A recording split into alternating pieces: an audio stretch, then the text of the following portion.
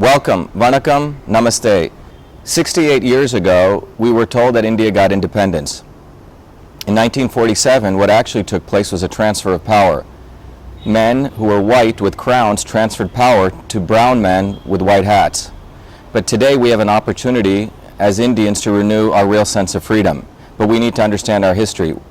What occurred in 1947 was not really Indian Independence Day, but what really occurred was a transfer of power. In fact, when we look at the documents of Indian quote-unquote independence, it actually says transfer of power. After the Battle of Plassey in 1657, when the British occupied India, India went through a significant transformation. It went through a trading nation prior to that to becoming an occupied country. And what did that mean to us? Not only did colonialism rape India of its rich resources and heritage, but it did something more disastrous. It conveniently also brainwashed us, and it did that deliberately. And what was this brainwashing? This brainwashing was to convince us that we were merely valuable as workers. We could be all types of workers, good administrators, in fact good scientists, good engineers, and good software engineers, but not innovators. You see, what occurred during those 300 years was a deliberate raping of the Indian mind and brainwashing to make us think that we are not innovators. So what we see today is, in 2015, and in the last 3 years, there's a huge movement for India to want to innovate. Innovation seminars, conferences are taking place nearly every other day in India. But what does innovation need, and where do we get the inspiration for that innovation? Most of these conferences and seminars and deliberations are looking to the West, and the icons are from the West, be it Bill Gates, be it Mark Zuckerberg, be it Thomas Alva Edison, essentially white American innovators.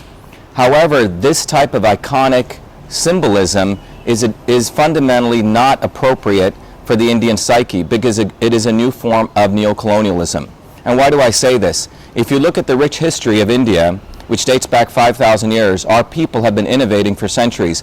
We were the first ones who innovated in the area of mathematics, physics, agriculture, and medicine. And what was the source of our innovation? Our source of innovation was living in harmony with the earth. It was designed for civilian life to live with coexistence. So our forms of medicine, our forms of agriculture, all came from significant consideration of the fact that we were part of something bigger than ourselves. However, though Western civilization has created some incredible technologies, most of these technologies and innovations, if you carefully look at them, came from war, came from the desire to dominate, and came from the desire to maim and kill. For example, let's consider the modern healthcare system. The modern healthcare system, if one actually looks at it, came out of the Crimean War to put a soldier back on the field.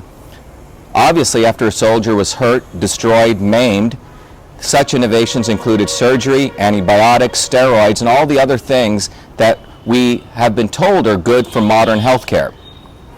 However, when you really look at it, those innovations, such as that innovation of healthcare, is actually good after you get hurt, after a crisis. Now let's contrast that to Indian form of healthcare, which occurred over thousands of years, called Siddha and Ayurveda and other forms of traditional medicine. These forms of medicine were developed not out of maiming and killing people, but learning how to live in harmony. However, part of this neo-colonialism is not only to promote, in this case, their healthcare system, but is also diminish ours. In this effort, academics, intellectuals are constantly supported and financed to say that Siddha and Ayurveda and these types of medicines are snake oil, or they're not appropriate, or they're not validated, while at the same time promoting and disseminating Western forms of healthcare, while they are good after a crisis, have nothing to do with helping us in preventative healthcare.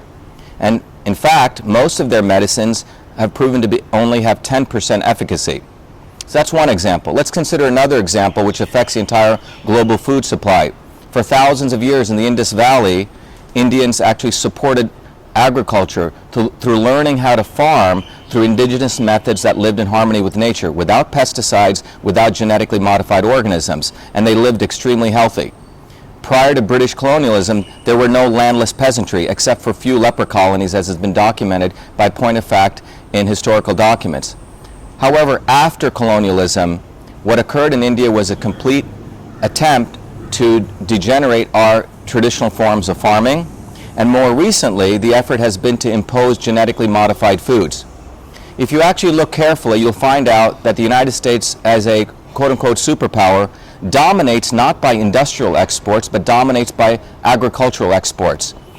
India, as an economy, 65% of our economy, 65% of our people for that matter, are in the agricultural business. So he who controls, or those who control agriculture, control India.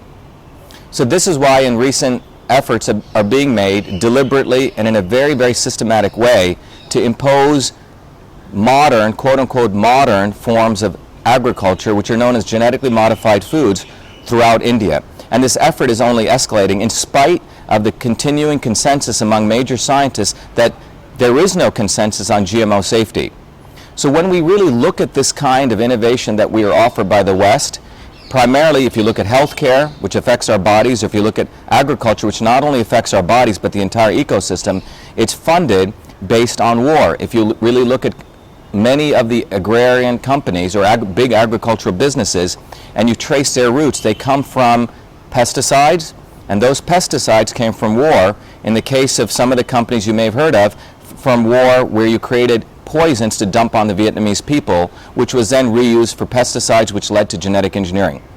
So what I want to share with you at a fundamental level today on Indian Independence Day is that we as Indians have an opportunity to free ourselves from this Western brainwashing, which may have nothing to do with our heritage and our culture.